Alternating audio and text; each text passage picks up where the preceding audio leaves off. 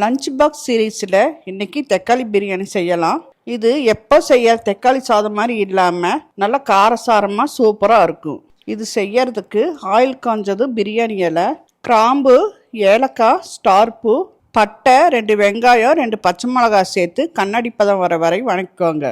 அடுத்து 1 table spoon இஞ்சி பூண்டு சேர்த்து பச்சை வாசம் போனதும் 5 தக்காளி சேர்த்துக்கலாம். தக்காளி மசிகிற அளவுக்கு வணங்கினதோ 1/2 டீஸ்பூன் காஷ்மீர் மிளகாய்த்தூள், 1/4 டீஸ்பூன் மிளகாய்த்தூள், 1 டீஸ்பூன் மல்லித்தூள், 1/2 டீஸ்பூன் கரம் மசாலா, புதினா, மல்லி சேர்த்து வணக்கிட்டு 2 டேபிள் ஸ்பூன் தயிர் சேர்த்துக்கலாம். எந்த டம்ளரில் அரிசி எடுத்தீங்களோ அதே டம்ளரில் 3 டம்ளர் தண்ணி சேர்த்துக்கலாம். தேவையான அளவுக்கு உப்பு, 20 நிமிஷம் ஊற வச்ச 1 டம்ளர் சாப்பாட்டு அரிசி சேர்த்துக்கலாம். கடைசியாக 3 விசில் வச்சு எடுத்தீங்கன்னா அருமையான தக்காளி பிரியாணி ரெடி. இதை ஃபர்ஸ்ட் டைம் செய்யறவங்களும் பேச்சுலர்ஸும் ஈஸியாக செஞ்சிடலாம். செய்யறப்ப எக்ஸ்ட்ரா செஞ்சுக்கங்க, இல்லைன்னா உங்களுக்கே கிடைக்காது.